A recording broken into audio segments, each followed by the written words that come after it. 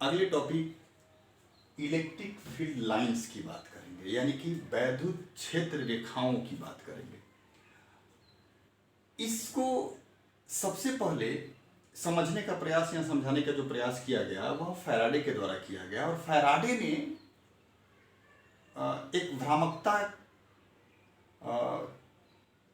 को अपनाते हुए इसे इलेक्ट्रिक फोर्स लाइंस भी कहा था, जो थोड़ा सा भ्रामक है, इसीलिए हम लोग उस शब्द का उपयोग नहीं करेंगे। हम लोग करेंगे इलेक्ट्रिक फील्ड लाइंस। उसके लिए एक हम सबसे पहले पॉजिटिव चार्ज ले लेते हैं, और इस पॉजिटिव चार्ज के समीप हम एक दूसरे चार्ज को ला करके रखते हैं। तो क्या होगा, यह दूसरा चार्ज इसके कारण रिपेल होगा और यह दूर भागना चाहेगा। जब हम यहां पर रखेंगे तो क्या होगा, तब भी यह दूर ही भागना चाहेगा। यहां अगर रखते तो क्या होता, तब भी यह दूर ही भागना चाहेगा। तो इस प्रकार से जब किसी चार्ज के समीप कोई दूसरा चार्ज हम लेकर के आते हैं तो वह चार्ज इसके अट्रैक्शनल और रिपल्शनल फोर्स के कारण या तो दूर भागता है या नजदीक समीप आता है। तो इन दोनों कंडीशंस में वह एक फ्री लाइन से होकर गुजरता है, और उसी फ्री लाइन को यहां पर हम लोग इलेक्ट्रिक फील्ड लाइंस बोलते हैं। तो इस तरीके से यहां से हम एक इलेक्ट्रिक फील्ड लाइंस गुजार सकते हैं। यहां ध्यान देने वाली बात है कि जब हम इस चार्ज के समीप इस चार्ज को, छोटे से यूनिट पॉजिटिव चार्ज को हम ला करके रखे थे, तो ये इसका लेंथ देखिए, इसके रिस्पेक्ट में यह बड़ा है, इसके रिस्पेक्ट में यह बड़ा है। तो इसका मीनिंग क्या निकलता है कि जैसे जैसे इस चार्ज से यह दूर जाएगा, फोर्स अप्लाइड जो फोर्स होगा उसका वैल्यू घटता जाएगा, जिसके कारण यह लेंथ भी हमने घटते हुए दिखा रखा है। अब हम इससे जुड़े हुए कुछ विशेष पॉइंट्स की बात जब हम करेंगे तो उसमें आ जाएगा कि इसके परिभाषा की, अगर इसके डिफिनीशन की बात करेंगे तो हम कह सकते हैं कि जब किसी एक्सटर्नल इलेक्ट्रिक फील्ड में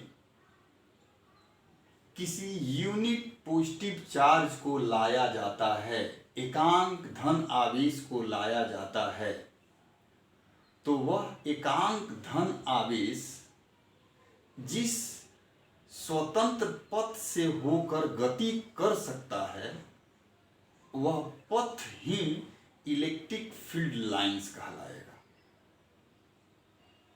वह पथ जो है वह पथ ही इलेक्ट्रिक फील्ड लाइंस कहलाएगा। यानी कि यह पॉजिटिव चार्ज के समीप जैसे ही इस पॉजिटिव चार्ज को लाए थे तो यह जिस पथ से होकर के मूव किया था वह पथ ही इलेक्ट्रिक फील्ड लाइंस कहलाएगा। अब इसमें हमें ध्यान देना है कि इलेक्ट्रिक फील्ड लाइंस जो है वह अगर एकल चार्ज हो, एकल स्वतंत्र चार्ज हो, तो इसके कारण इलेक्ट्रिक फील्ड लाइंस जो होगा वह सदैव एक लीनियर लाइन के रूप में होगा, सरल रेखा के रूप में होगा। लेकिन जैसे ही चार्ज दो अथवा दो से अधिक होंगे तो उसका पथ वक्र हो जाएगा, कर्व हो जाएगा। अब ध्यान देने वाली बात है कि अगर हम इलेक्ट्रिक फील्ड लाइंस को इस चार्ज के समीप ऐसे कुछ दिखाएं तो आप देख सकते हैं कि इस चार्ज के समीप इन इलेक्ट्रिक फील्ड लाइंस की डेंसिटी जो है वह हाई है, और दूर जाने पर डेंसिटी लो है। यानी कि यहां पर इन क्षेत्र रेखाओं की जो संख्या है वह अधिक है यहां के बनिस्पत। तो जाहिर सी बात है कि यहां पर इलेक्ट्रिक फील्ड इंटेंसिटी अगर E1 होगा और यहां पर अगर हम E2 मान लें तो यहां E1 is greater than E2 होगा। यानी कि समीप इलेक्ट्रिक फील्ड इंटेंसिटी ज्यादा होगी दूर के रिस्पेक्ट में। अब अगले पॉइंट की अगर हम बात करें तो अगले पॉइंट में आ जाता है कि अगर इलेक्ट्रिक फील्ड इंटेंसिटी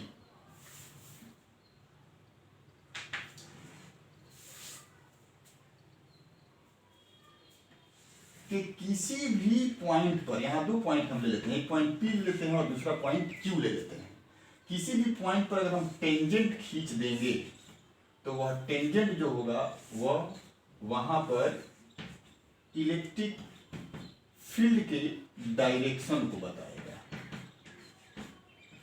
यानी कि P पर इलेक्ट्रिक फील्ड का डायरेक्शन ये है और Q पर इलेक्ट्रिक फील्ड का डायरेक्शन ये है। इलेक्ट्रिक फील्ड जो लाइंस हैं, ये इलेक्ट्रिक फील्ड लाइंस कभी भी एक दूसरे को इंटरसेक्ट नहीं करती हैं, कभी भी एक दूसरे को काट नहीं सकती हैं। एक ही चार्ज से निकलने के दौरान ये कभी भी एक दूसरे को काट नहीं सकती हैं, क्योंकि जो इंटरसेक्ट पॉइंट है उस पॉइंट पर इलेक्ट्रिक फील्ड की दो डायरेक्शंस प्राप्त हो जाएंगी, दो दिशाएं प्राप्त हो जाएंगी, और किसी भी पॉइंट पर इलेक्ट्रिक फील्ड के दो डायरेक्शन हो यह संभव नहीं है। इलेक्ट्रिक फील्ड लाइन जो है हमेशा कंटिन्यूअस होती हैं, ऐसी टूटी हुई नहीं हो सकती हैं, हमेशा क्या होंगी, कंटिन्यूअस होंगी। हमेशा यह इलेक्ट्रिक फील्ड लाइंस जो होती हैं वह कंटिन्यूअस होती हैं। तो हमने देखा कि पॉजिटिव के कारण ये इलेक्ट्रिक फील्ड लाइंस सदैव बाहर की ओर निकलेंगी, और यहीं अगर हम निगेटिव की बात करें तो निगेटिव के कारण ये सदैव इनवर्ड होंगी, अंदर की ओर होंगी, जबकि पॉजिटिव के कारण आउटवर्ड होंगी, बाहर की ओर होंगी। इसमें एक चीज और देखना है हमें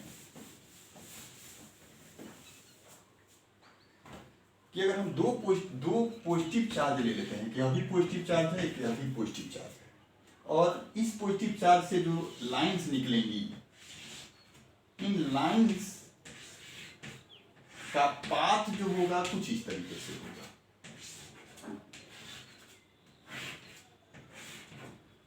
इस तरीके के पाथ से हुआ होकर के गुजरेगी जब सेम नेचर के दो चार्जेस होंगे एक दूसरे के समीप तब। अब इनके बीच में एक ऐसा पॉइंट होगा जिसे हम लोग न्यूट्रल पॉइंट बोलेंगे। वहां पर किसी भी चार्ज को हम लेकर के आए तो उस चार्ज पर electric field, electric force applied नहीं होगा, यानी कि यहाँ पर इलेक्ट्रिक फील्ड इंटेंसिटी जो होगी वह जीरो होगी।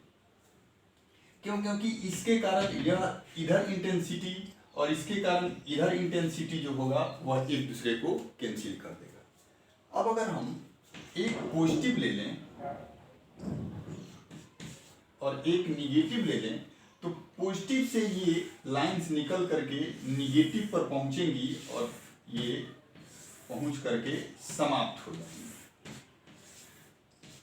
ये इस तरीके से पहुंच करके समाप्त हो जाएंगी, यानी कि पॉजिटिव से निकलती हैं और निगेटिव पर जाकर के समाप्त हो जाती हैं। ऐसा नहीं है कि पॉजिटिव से निकल करके निगेटिव पर पहुंची और फिर वही लाइंस निगेटिव से चल करके पॉजिटिव पर आई, ऐसा नहीं होता है। ये मैग्नेटिक फील्ड लाइंस में होता है।